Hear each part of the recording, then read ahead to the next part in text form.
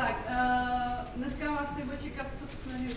Musím se shrnout, co vlastně obnáší sezení, zdraví sezení, jestli vůbec zdraví sezení existuje a jaký jsou s tím spojený problémy, když člověk má sedavé zaměstnání. Tak, abych se představila, tak moje jméno je Kristýna Baštářová, momentálně jezdím Praha-Brno za klientama, kteří mají různé problémy. Řeším především lidi, kteří mají sedavé zaměstnání, jak už tady řekl Jirka, a snažím se na to tak, aby vypadaly jako lidi. Tady si můžete všimnout, potom jsem dala jenom příklad, není můj klient, to jsem našla někde na internetu. Je to taková ta typická fotka před a po. Předpokládám, že tady ten pán je po, tímhle pro úsměvu. Akorát si můžete všimnout, že je fajn, že se rozhodli, že se sebou začne něco dělat. Je vidět, že třeba zgubil a má tam nějaký svaly navíc.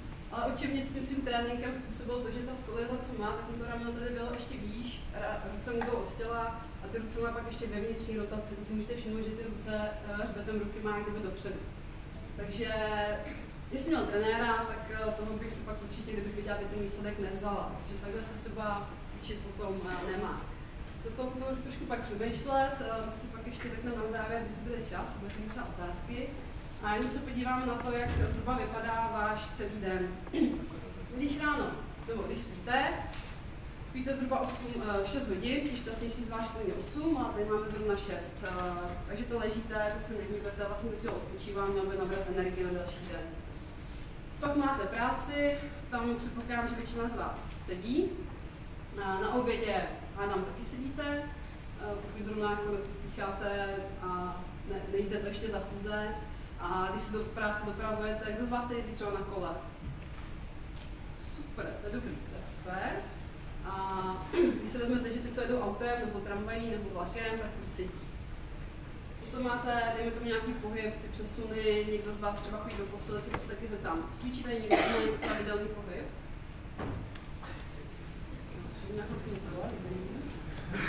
No, a pak přijdete domů, co zvedli ruku, že cvičíte, to je většinou tak ta hodinka 2 za ten den a zbytek je večeře, sedíte v hospodě, díváte se na film, nebo další zase pracují taky ty workouty, co pracují 16 hodin denně, ty taky moc dobře známe.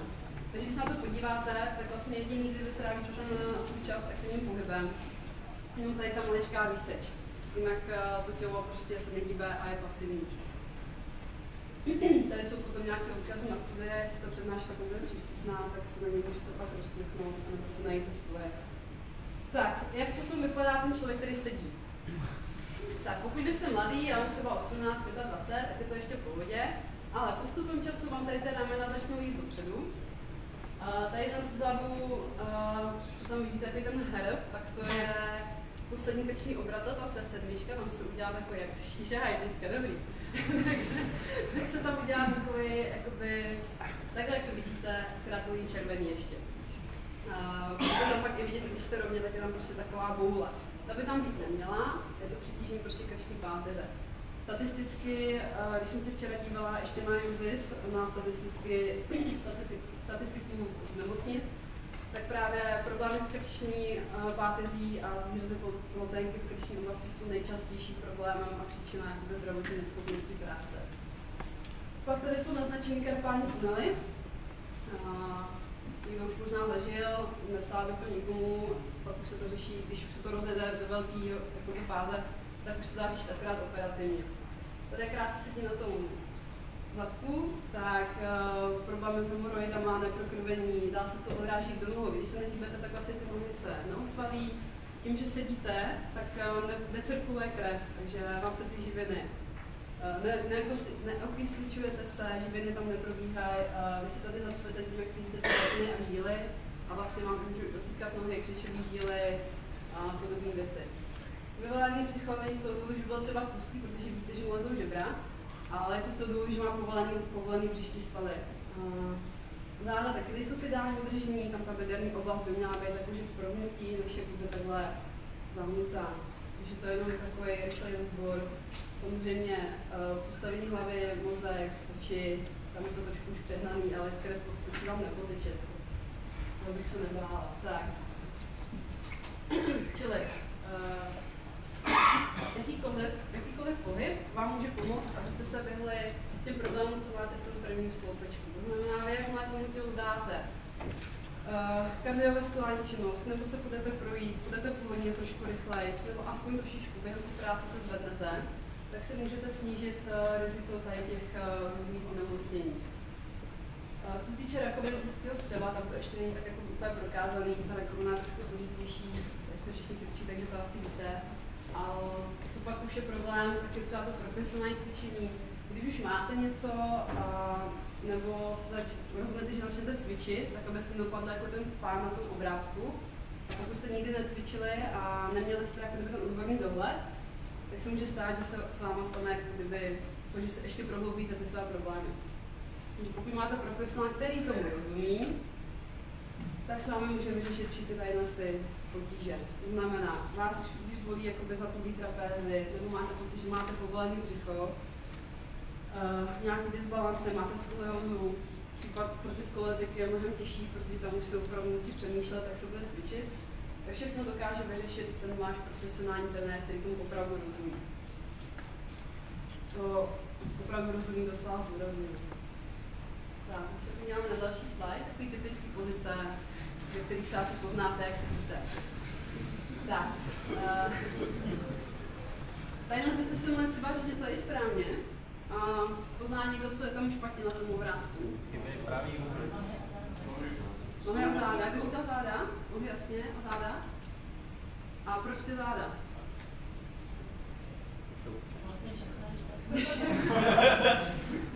Špatný obrázek celý. Tady ty záda ty jsou typický pro ženský většinou, kdy babička šla okolo své vnučky a tady dloubila mezi ty lopatky a řekla narovnej se. Co ta holčička neudělá, že se narovná takhle celá. To znamená, že i v té hrudní páteři, kde má být kyfóza, to je takový tak, kdyby ohnutí, tak ona se narovná. Když to je přehnaná lordotická křivka, ten její vrchol by měl být tady v této oblasti. Když si vezmete pupík, tak tady by měl být lordoza největší, jako to ohrnutí takhle dopředu. Pokud je to až někde tady nahoře, tak už je to špatně a už se tam přetěžují ty meziobrotové ploténky a vlastně celý ten systém nefunguje správně. Co tady?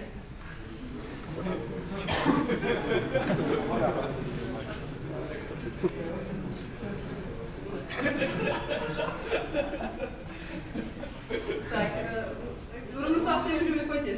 To se volí ten zadek. Volí zadek. Tady je problém hlavně v tom, že vlastně jak sedíte, tak nemáte podložený ty záda. To znamená, že tam je obrovský tlak na ty meziobratové ploténky. Kdyby tam byla aspoň nějaká podpora, nějaký polštář nebo nic, tak aspoň to. A už to nebude taková katastrofa. Co tady? Ano. Je ten hrad, ale co to první obrázek, co jsem popisovala, tak je tam ještě znázorněná noha přes nohu, ale není to tak vidět, že to přijde. Takže tady to máte potom zvýrazněný. Problém je samozřejmě v těch kyčlích, kde vy takový zásadní problém. Když sedíte, tak tu nohu máte takto. To znamená, že tady všechny ty svaly, které vám drží tu nohu v ohnutí, tak jsou celý den zafixované v této pozici. V momentě, kdy se budete postavit, teďka je třeba módní to, jak stojíte při práci, tak tady ty svaly jsou zkrácený. A vlastně se dotýkají i páteře zevnitř, tak pokud vy tu nohu narovnáte, tak vám ta páteř jde k té noze. No, takže já skončím v téhle pozici. Pokud se budu chtít narovnat, tak mi tam mohla zase udělat, že se pokrčí v koleni. Takže já tady si podhrávám jako by tady v téhle oblasti. Co já potřebuji dostat do toho těla, pokud mám zkrácený reflexor, tak se potřebuji narovnat celá. Když potom ty lidi už je třeba problém a v momentě, kdy se postaví, protože chtějí něco dělat se sebou a zamýšlí se nad tím, že sedíte špatně, a vezmou si ty stoly a už mají jako kdyby ty záda trošku prohnutý, tak ten stoj třeba neudělá vůbec dobře. Potom se to řeší trošičku jinak. Třeba úhlovou pozici, že tu jednu nohu mají nahoru a už tam není takový stres na tu páteř. Ale jde tam právě o to, aby ten člověk přemýšlel. Mám se postavit, nemám se postavit, mám vůbec sedět, jak se to dá dělat. A to zkusím dneska ještě trošičku vám přiblížit, protože tady jste důležitá skupina, tak aspoň každý mi něco řekla. Tak. Co tam je teda zkrácený většinou přetížení, tak jsou flexory dolní končetiny a horní končetiny. Dolní jsem teďka zmínila, ta horní končetina, tady asi máte ruce pořád před sebou a dlaněma dolů. Když vy celý den jste takto a pochybuji, že když potkáte někoho na ulici, tak mu neřeknete návem si, jako že byste třeba něco nabídli a otevřeli do hrudník, aby se ty svaly protáhly. Takže všichni jsme takový, mozek kamtiví, ale právě to chce i ten druhý pohyb. Takže co myslíte, kolikrát za mnou uděláte ten pohyb, že otevřete tu ruku?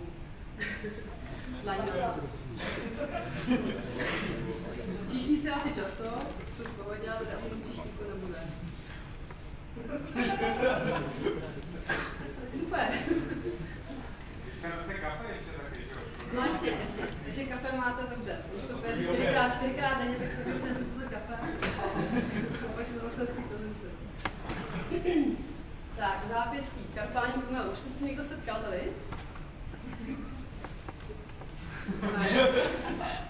Tak, co se týče karpání kumelu, pokud už jako kdyby tam se to rozjede do vážné situace, tak už se to většinou řeší operativně, přísledně ta tkání se vazivuje, vlastně nám to uskřine ten nerv, který vám to pak dráží, tam neustálý zánět a brní vás prsty. Jaká je ideální pozice pro tu ruku? Je někdo? Tak bylo první řady se chytí.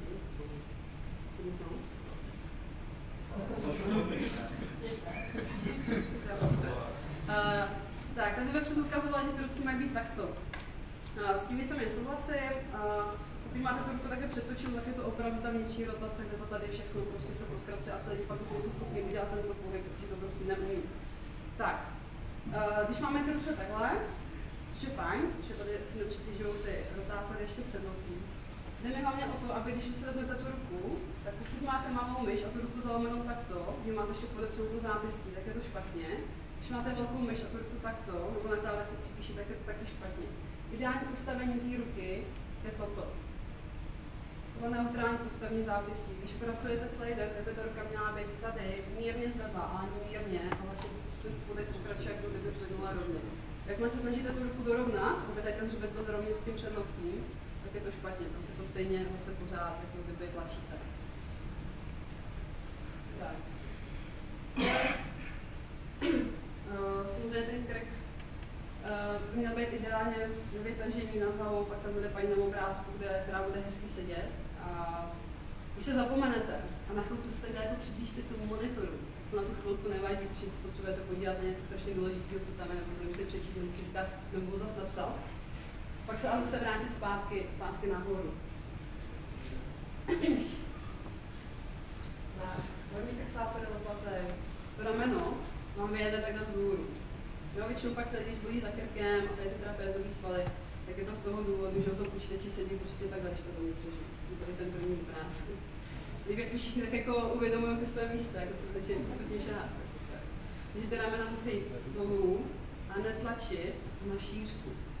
Když uslyšíte poslovní lopatky k sobě, tak to trenér když mají to pořád. Tak, co to odchabuje, tak bude logicky ten opak. Takže pokud my teda máme takhle vepředu a sevřený, tak tady vzadu mezi lopatkama nebudou žádný svaly, který by tu lopatku měl stabilizovat i na druhou stranu. Celé to tělo je založené na tom, že by neměl být žádný disbalance a všechno fungovat pospolu rovnoměrně, rovnovážně. Transverzus, tomu se ještě dostanu, žděvé svaly, tak na tom sedíte, neustále neprokromuje, nechodíte, eskalátory, super výtahy a ten zadek nepoužíváte. To je docela důležitý a dá se říct i vizuálně hezký. Tak, dolní fixátory, spíš jsem jako mezilopatkový bránice, dostanu sem, dostanu se. Tak, čím je ten háček, ten hlavní problém, když si představíte, že máte na ruce takovýto koštěst, následou a takhle balancujete, tak to dokážete udržet vlastně bez jakýkoliv síly, tím, že si tak jakoby trošičku ladíte tu základnu. Pokud byste to koště měli neustále vyosený, tak vy musíte tam už mít nějaký mechanismy, který to udrží, nějaký lana, prostě, který vás budou držet a obchod to koště, pokud vy si nemůžete nějakým způsobem přizpůsobit. Takže v té první, na tom prvním obrázku vidíte, že to tělo, když je rovně, tak vlastně od hlavy až dolů je ta zátěž rozložená rovnoměrně na to chodidlo, ale vlastně nepotřebujete tolik svalů a přepínat, přetěžovat záda, aby vás udrželi v té rovné pozici. Když to tady, pokud už máte nějaké vadné držení těla, ať to už do strany, do zádu, prostě tam takhle nějak prohnutý, tak už ty svaly musí pracovat a udržet vás z toho vyosení. Jestli nějaký stavař nebo fyzik, tak tohle určitě pochopí, ale doufám, z toho obrázku je to jasný všem. Když tady potom vidíte, jsou ty svaly zádový, které potom občas ty lidi bolí, celkem často, a musí držet vlastně celou tu váhu toho hlavy, hlavně ten krk tam trpí, aby to udržel v určitý gravitaci. Tak, tady na tom obrázku se trošku zastavíme. A my jsme se zorientovali. Je to střed těla, a takový to je tam jenom tělo. A tady ten had, to je páteř, je to z boku. Tady tohle je spona stytka. Když se rozpojíte pánev tady v půlce, tak tady je jenom jedna kost. Tady mám pánev v pubertě.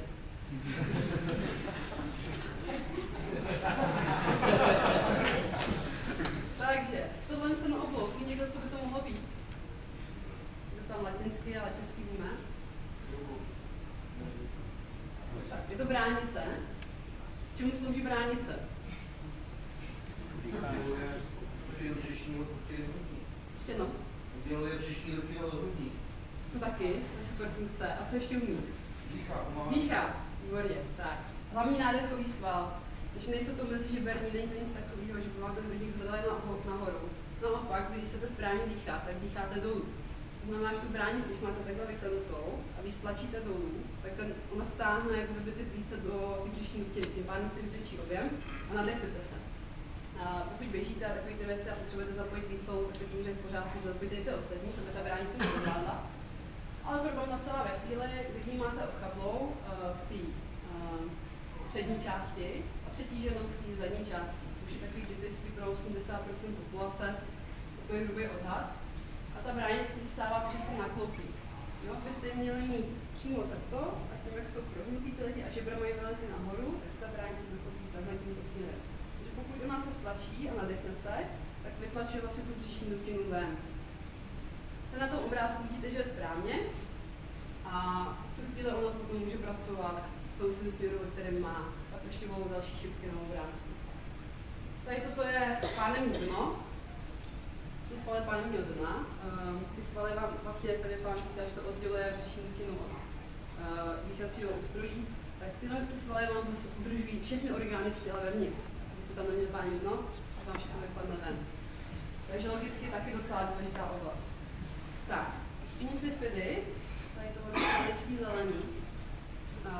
To jsou takový svaly hluboký okolo páteře, který by měly držet právě to tělo zpříjmeně. Pokud jsou ochablí, tak to drží ty druhý svaly, které zajišťují pohyb. No, ty svaly se dělí na, když potřebujete dělat něco rychlého, nebo se rychle roznouzení směr, ty by měly pracovat pouze v tu chvíli. A tadyhle ty vás drží pohromadě, když stojíte, čekáte třeba na zastávce nebo chodíte, tak se tam taky zapojují. No a ještě jedna důležitá část, transversus. Ví někdo česky? Jaký to je sval? Je to jedna z těch svalů v břišní oblasti. Jak máme čtverečky, šikmý, tak ví někdo, co je transversus? Co to máme ještě za svaly na břiše?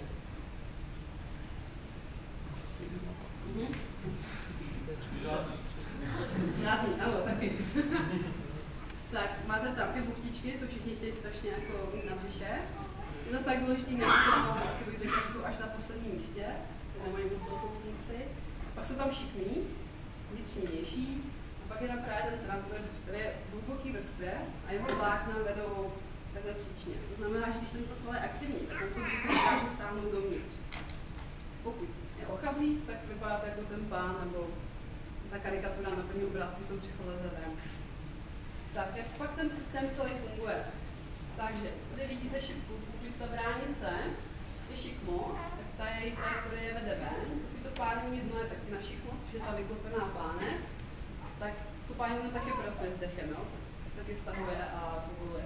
Tak je trajektorie ven, pokud ještě tam máme tu lordózu, což je taky většina, to jsem vzal takový typický příklad, prostě vlastně v zádech, a všechno to tlačíte směrem ven, vlastně to břicho už to pak neudrží, povolí a přizpůsobí se tomu, co vy po něm chcete. Jak by to pak mělo vypadat, tak tady máte vlastně všechno, jak má být, plus tady jak máte břišní stěnu aktivní, což je ten transversus, a vy se nadechnete tou bránicí a všechno to ostatní to podrží, tak celý ten systém funguje jako pístku auta v motoru, kde to tam stlačíte a ten tlak vám tlačí ven. Když máte aktivní tu přední stěnu, tak vám to podporuje páteř zevnitř. Když tam tento tlak není, tak tady z těch lístek mezi bederní a křížovou kostí a mezi L4 a 5 bederním obratlem se dělají výřezy plotének různými směry. Můžete mít problém, že nemusíte pak nohu, já vás teďka nechci strašit, to je tak třeba 40-50 let ve věku. A můžete to vnímat, nemusíte. Je dokázáno, že někteří lidi mají hůře spoltánek, ani o tom neví. Problém tam ale pak vzniká ještě někde jinde, že tam pořád jsou nějaký záněty, který se vrací. Tak, tohle je docela důležitý. Pochopili jsme to tak nějak všichni. Co?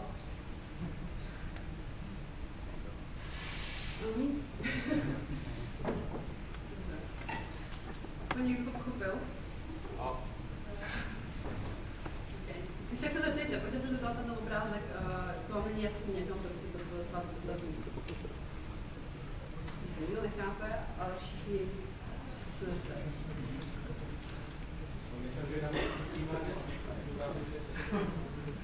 Dobře. Pak se stavíme, jak se týká toho sezení. Tak, tady máte tu krásnou paní, která správně sedí. Můžete si všimnout, že úhel kyčlích je 90 a více stupňů.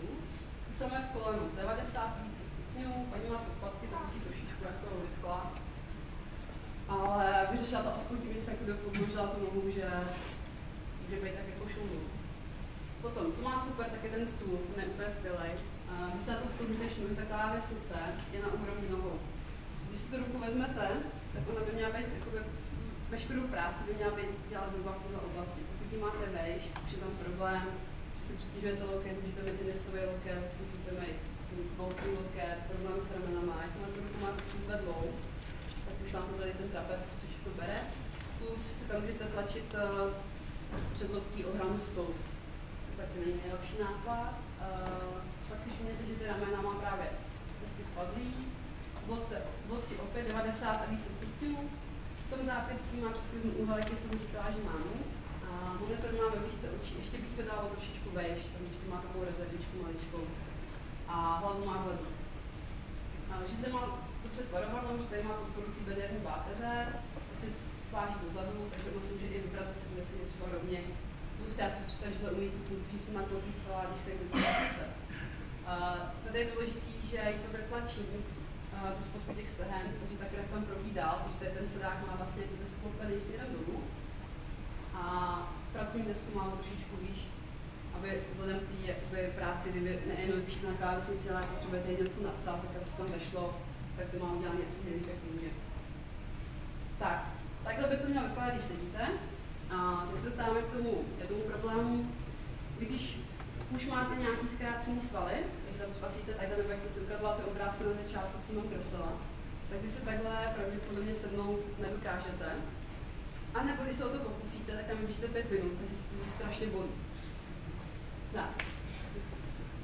To je potom problém, když se rozhodnete, že se svou budete něco dělat, a takhle se posadíte, zjistíte, že to je nepříjemný a furt to tam bude takhle držet a běčit a říkat si, tohle je to správný, tak vy s tím právě můžete ublížit. Takže pokud už máte nějaký svaly ve zkrácení a budete se chtít narovnat, tak ty svaly na zádech budou muset přetáhnout ty zkrácený svaly. Pro ně to bude hrozná námaha a pravděpodobně si uděláte pak problém ještě někde jinde. Takže, co s tím potom dělat je zkoušet to postupně. Když vám řeknu, že zdravý set neexistuje, že každý sezení je vlastně špatný, i v této pozici je dobrý sedět jenom chvilku, řekněme třeba hodinku a půl, a pak si dát zase pauzu, projít se, nějaký pohyb do toho těla dostat. Jsou nějaké výzkumy, které dokazují, že pokud se projdete nějak rozproudit tu krev, ten váš oběh se obnoví, tak jste potom schopni líp se soustředit tu práci a zase pracovat, než takový to usínání u počítače a říct, já to ještě dodělám, než půjdu spát, takže se to vykašlat, ráno uděláte tu práci za 5 minut, kterou byste večer dělali třeba za 2 hodiny.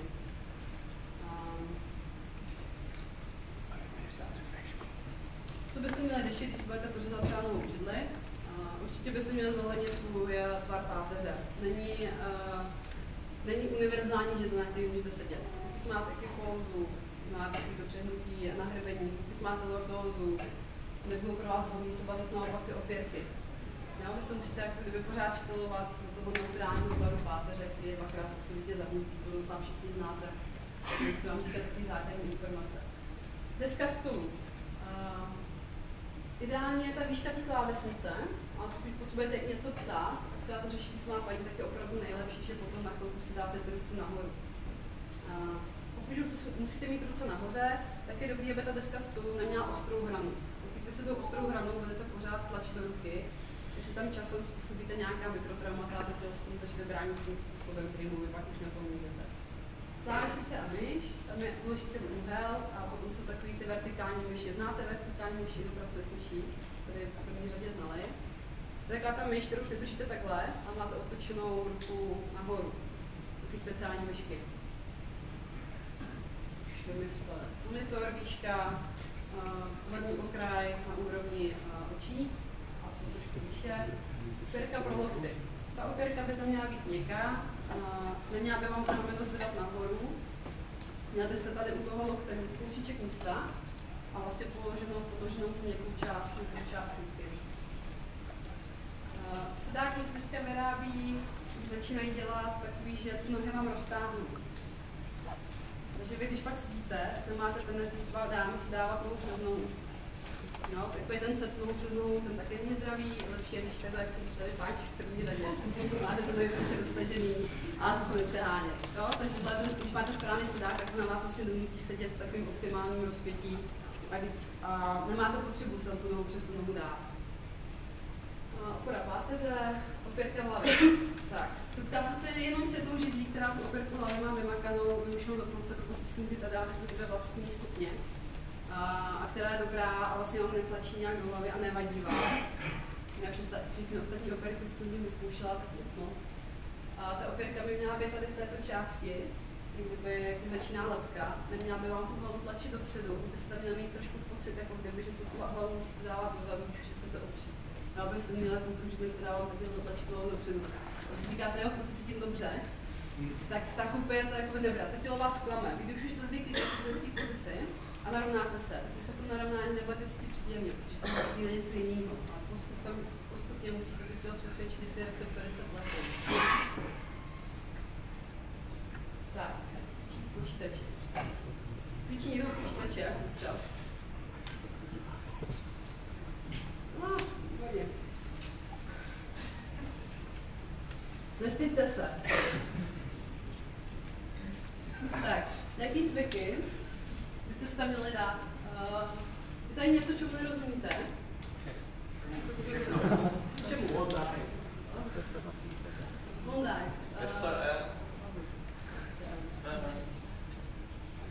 Dobře. Já to vezmu postupně. Rolování páteře, rozumíme? Ukázat. Nějaký figurant.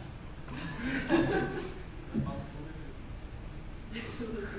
Potřeba jít do už to mluví. Ukázat si to můžeme. Někdo z vás tří se hlásí? Mám 5 minut. Už končíme. Už to tak, nic se no.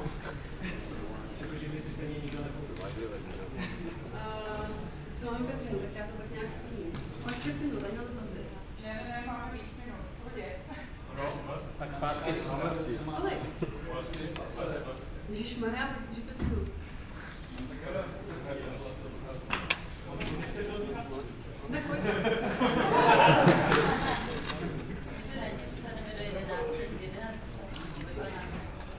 Pak je potom.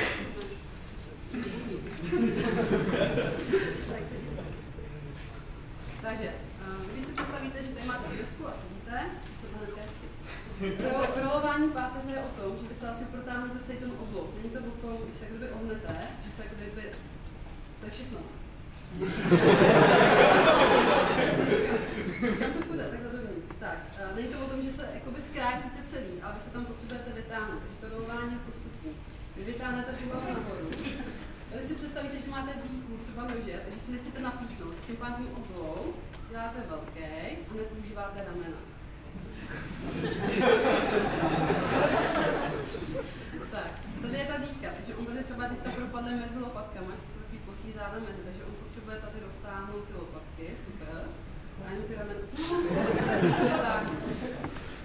tak, to je důvod, proč potřebujete někoho, kdo by vám prostě vysvětlil, jak se to dělá pak v práci. Tak, jsme se dostali na nějaký optimum, nebo se to chtělo ještě s ním trošku pohrát. Když se pak vracíte, jdete se zpátky, obratel po obratli, mezi toho vytažím narovnání. Teďka jsem teď všiml, že má větší prsní svaly. Tak, jako ten chlap, když se narovná, i ty ženský, jak si myslí, že jsou tlustý, nejsou tlustý, oni jsou prostě skrbený a mají povolený břicho, to je celý. Když tukáte vůbec není. Rozhýbání ramen, to prostě nějak dokončíte, protože nebudou se zdržovat. Úklony do boku, zase to vytažím, nebudou se zdržovat. Zákony jsou tak, aktivace dolních fixátorů, tak.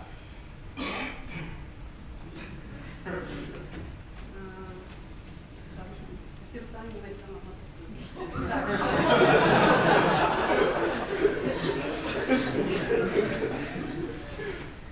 Tak, když si představíte, že tady máte stůl, jste pohodlný pod stolem, když se opřete, zapřete ruce o ten stůl a zatlačíte do disky stůl. Dolů. Tak, jak zatlačíte, tak byste měli cítit, že sám aktivuju svaly tady dole, ne tady nahoře. Tak. Vytáhnete se zas nahoru a výborně. A uděláte si záklon lehce i krční páteře. Pozor, abyste to nedělali v té vrchní, v té bederní, a abyste nepřeháněli ten záklon po krku, jaký to je. Jak vždycky se snažil. A je tam vlastně to vytažení důležitý. Zase ramena dolů, protože vytlačíte do té desky stolu dolů už těma lopatkama. Tak, a děláte si záklon a zase povolíte.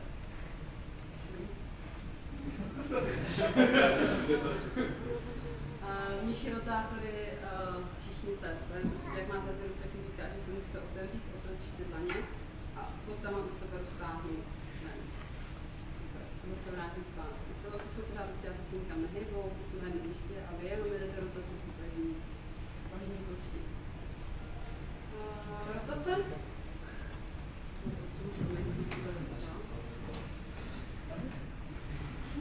Při tom cvičení samozřejmě můžete tady stát. Tak, rotace. Trošku si dopředu. Tak, sednete si rovně, to znamená přirozená lordoza, přirozená kypóza. A v tom se snažíte otočit na jednu stranu. A na druhou stranu. Při té rotaci se snažíte držet břišníma svalama ty opační žebra na místě, takže on když teďka jdete na pravou stranu, tak tyto žebra, těma břišníma svalama se snaží přitáhnout zpátky. To ještě jedno vysvětlení. Zjistíte břicho. Asi nedechám. Při té rotaci, vlastně, když mu tady podržíte žebra, co bych otočit doprava, tohle už je maximum, co by měl teoreticky zvládnout. Pokud se mi otočí takhle jako káča nebo jako sova, tak je mi jasný, že to dělá tady v této oblasti, která už tak je dost přetížená tím, protože vám jak přichází bederní část páteře, tou hrudní části páteře, která má žebra, tím pádem je méně pohybová než ta bederní, tak v tomhle segmentu si všechno dává dohromady, všechny ten pohyb se tam prostě děje. Takže vy, když děláte rotace, tak to tam nechcete znova spát a vy potřebujete rozhýbat tu hrudní část páteře. Když držím žebra, zpátky. Tak, a rotace. Tak to zvládneme toto. Když se nepomůžeme rukama, přitom lopatky nerotujou. Tak se prakticky neotočí a uděláte jenom hlavou. Takže potřebuje rozhýbat právě tu hrudní páteř. No, to si pak na druhou stranu. Když ty rotace, když se tam takhle krásně vohnete, tak je to jenom tady v té části, to není úplně dobrý nápad. Protože mě krční páteři, to všechno znáte, to jsou ty úklony, je to podstatně, když dáte tu hlavu na stranu, rameno, dole. Takže trapézu, tak s tou hlavou. To SCM, to je sternocleidomastoideus, to je sval, který máme tady zepředu z klíčí kosti, tady jak jdete takhle nahoru. Pokud máte předsunutý hlavy, to, tak tady vyběhne ten sval, to je přesně on. Takže vy jak se ho protáhnete, tak vy si tady chytnete tu klíční kost pod tou klíční kostí, držíš? A tou hlavou jdete sem. Jeho už to třeba teďka táhne, tady vidíte, jak ten sval vyjel a on se to posune. Kdyby to tady nedržel, tak on z toho může jít dál. A pak se ho neprotáhne. Takže on se tady musí zafixovat jako hlavu zpátky. Netrpíte si to rukama. Tady si podrží tu klíční kost tespo, a pak jde hlavou všechno dozadu. A cítí, jak to tady táhne. Ještě se to taky vedlo. Hrudník a prsních svalů. Tak. To je moc jednoduchý, ruce dopředu, rozpažujete. Při tom rozpaží vám ramena zůstanou dole. Neprohnete se v páteři. Neprohnete. A roztáhnete ruce na šířku. Kdyby jste chtěla něco šáhnout, to Angelika. Tak, ale to je taky. Ramena dolů. Lopatky od sebe vaši. Tak, a pokud byste se hodně chtěli protáhnout, tak si ještě tady dáte prsty dozadu. Ramena dolů. Tak se krásně protáhnete vlastně celou tu linii. Dobrý. To bylo spojené s tím protažením těch karpálních plynů, protože se vlastně povolíte ty vázy a pokud ještě je čas. První koupy si spolky. No to skáme.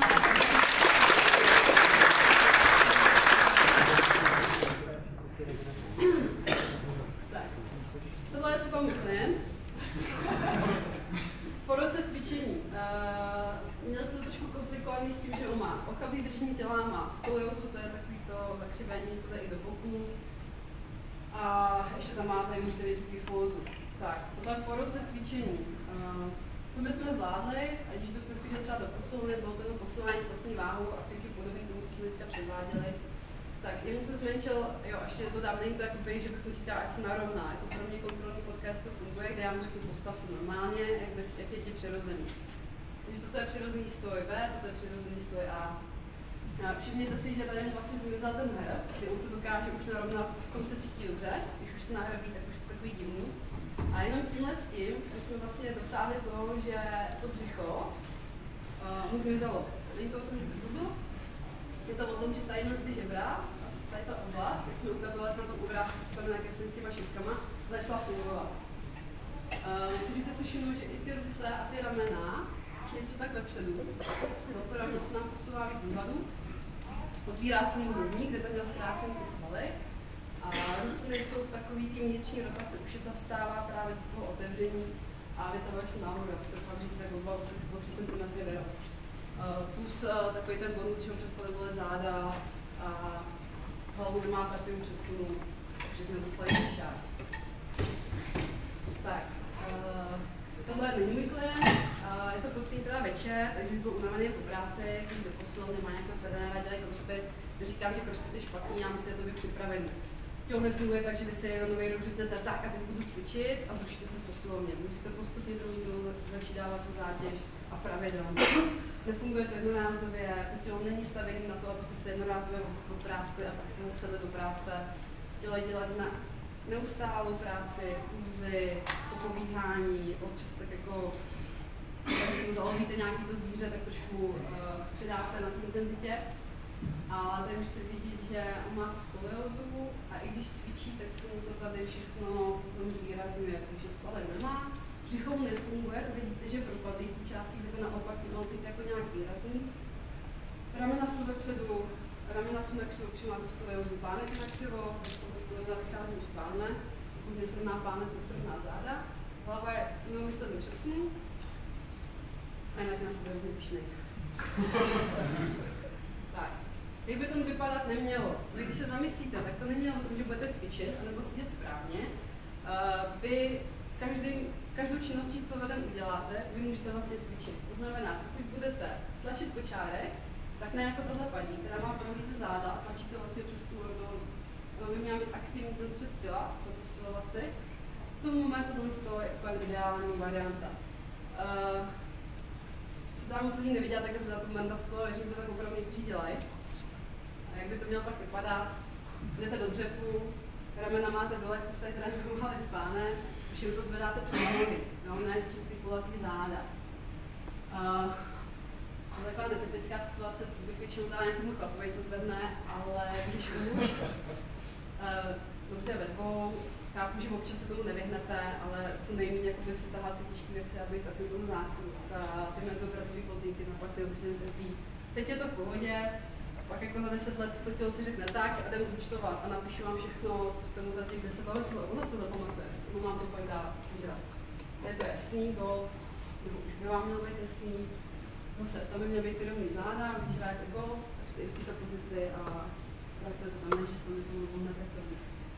No a posilovna, to je taková věc, který se neustále směju, když tam občas zavítám s těma klientama, tak tam vidím takový případy, jako že musíš se prohnout zádech, aby z toho víc zvednul.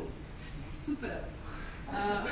V momentě, kdy se prohnete v zádech, jenom odbočím na ten bench je dělaný na to, abyste poslali střední vlákna prsního svalu, když to chcete rozdělit. Pokud vy se prohnete v zádech, začnete posouvat spodní vlákna, protože ta ruka už není v tomto směru, ale je v tomto směru. A ty vlákna jsou silnější, z toho důvodu vy tam víc zvednete. A protože tam tu páteř už máte takhle krásně v uvozovkách prohlou a břicho vám nepracuje vůbec, to se má vědět žebra.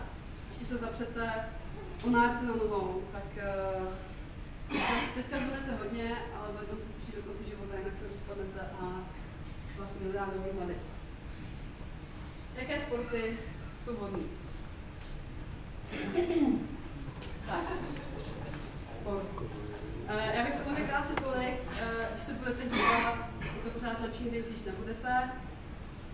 Pokud se rozhodnete, což bych doporučila, jako se na to trošku zapřemýšlet, tak je to určitě lepší, než to jako like, si tam mít, zkusit něco udělat a pak zjistíte, že vám třeba nevyhovuje, nebo že to bolí, nebo že se vám to nezdá.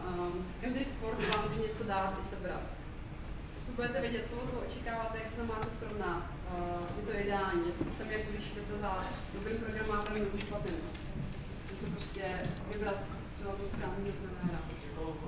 Aha, takové, jestli to čtete. Kolo je vhodný i nevhodný, záleží, jak si to uchopíte. Pokud vy si vezmete, že celý den sedíte v této pozici a pak jdete na to, kde se sedíte v té pozici, není to úplně ideální, ale furt je to aspoň pohyb, takže vy si tam aspoň ten kardiovaskulární systém rozjete a pokud na to kolo nestrávíte 50 hodin týdně, tak je to v pohodě. Tam je nějaký dotaz? Pečko. Pečko se hlásilo, ne? Dobře.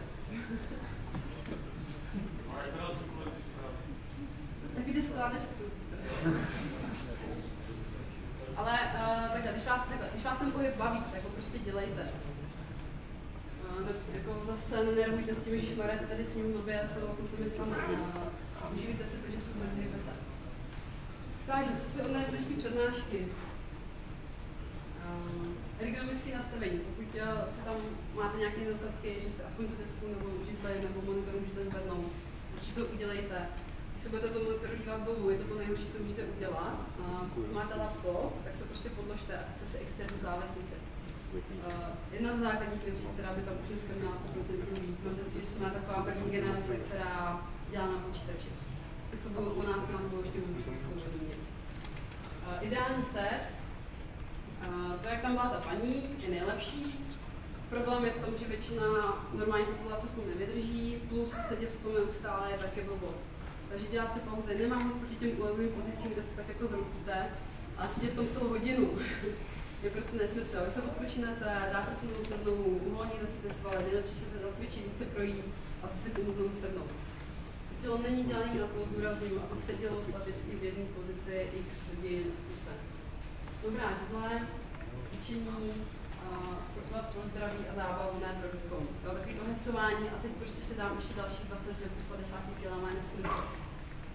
Pro lidi, co nejsou zvyklí cvičit. Takže všechno postupně, všechno má svůj čas. Vemte si, že 20 let třeba si hubnete svoje tělo a vy budete chtít, aby za týden se spravilo. Prostě nejde. Všechno má svůj čas. Poznat své tělo. Většina lidí má pak problém s tím, že když už to nějakým způsobem zabředlí v tom, že jsou nějak omnutí, tak oni ani nevnímají, že něco bolí. To je ten takový problém, jak ten varovný signál je prostě odstřihnutý, ta kontrolka, co tam svítí v tom autě, pomyslná, tak vy si ji prostě vypnete a jdete dál. Potom se to nastřádá časem a jsou z toho větší problémy. Necvičíte, co mi jde. Vysvětlím. Když půjdete do posilky, tak tam třeba půjde ten bench, že tam si budete pušit. Vím, že vy děláte to samé, co děláte celý den v práci. Vy potřebujete naopak, když jsem rozebírala ty ochabní svaly, tak vy potřebujete posílit tyhle, takže vám to nepůjde na začátku. Vy si musíte dát takový cíl, že musíte cvičit to, co to tělo neumí.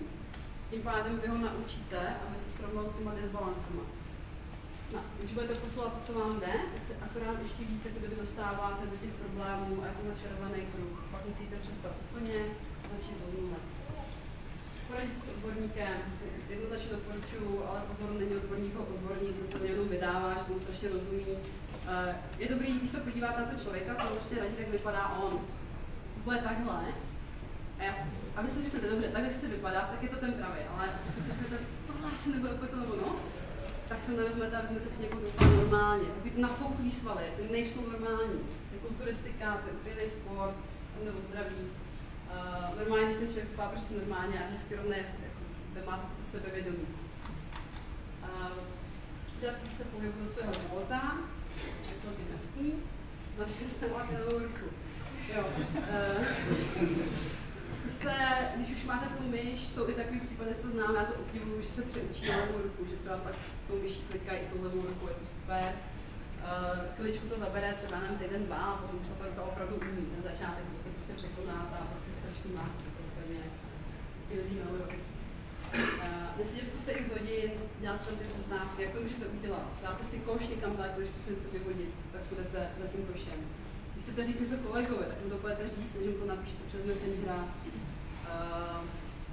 Když budete parkovat, jsou takový ty trapný texty, co máte na internetu, zaparkujte několik zastávek dál, ale jděte to, jasně, přesně tak to funguje.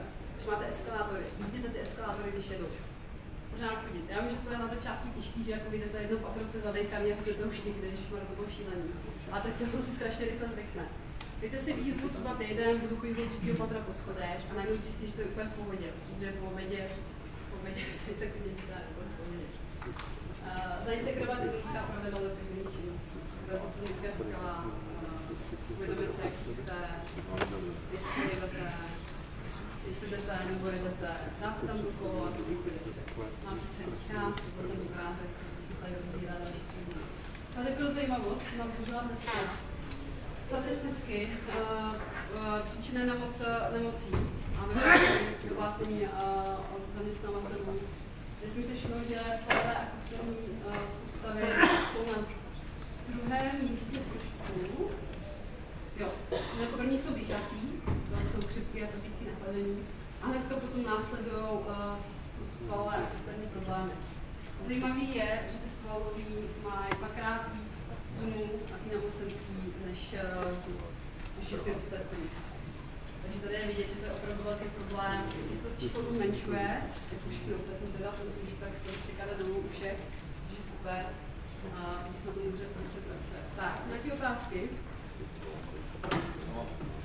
Jak byly ty obrázky, to paní jak nesla tu krabice, jak jsem prohybala. Jaký máte názor na to, když někde přelázím od ty různé kultury, to nosí na hlavě? Jo. Je to lepší nebo? Osové zatížení je lepší. A problém je, když tam jako kdyby se nasedíte a prostě jdete, vy se musíte jít proti tomu tlaku. No to je to. Neustále. Ale že je to rozhodně lepší se dát na je to rozhodně lepší, ale nedokážu si trochu, taky jsou ty kila. Když se vezmete, když stojíte, tak to zatížení těch páteře je menší třeba než když sedíte. A pokud vy tu páteř vychýlíte z její osy, tak už tam problém. Takže pokud já se takhle prohnu a držím to, pro mě to sice jednoduše, já to udržím, ale na ty plotínky tam potom je větší tlak, protože už nemá ideální postavení.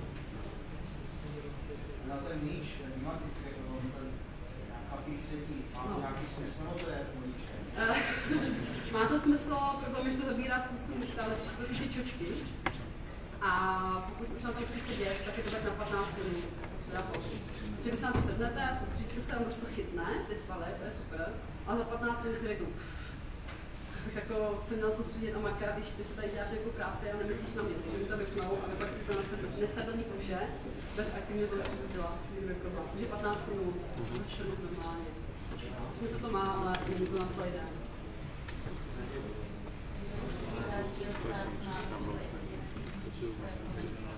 Je to pravda, ale ne celý den. Je to 15 minut, zase pauza. Ten míč je obrovský, jako čučku. A pomoci. Tak jde to na stejnou. Lepší manipulace. No jasně. Jo, sedět na ní rovně, nesmí tady sedět pohodlitě. Ještě dotaz? Poslední dotaz. Máme na to židla? Záleží, jak na to máte. Ale určitě, když se stojí. Ještě jde tam vzadu? Máte nějaký typy, třeba zakomponovat dřev do... Ale když ti něco spadne na zem, to bych se tady